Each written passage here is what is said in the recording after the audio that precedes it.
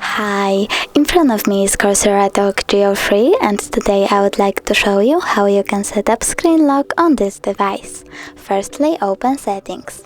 Now scroll down and choose Security and Location. Tap on Security Type and pick one of the options. Swipe pattern pin or password.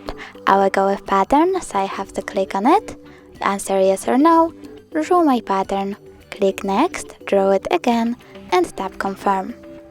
When your device is locked, how do you want notifications to show? Pick one of the options and tap Done. Now, when I turn off my screen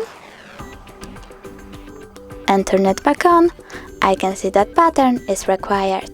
Thanks so much for watching. If you enjoyed this video, don't forget to leave a like, comment and subscribe.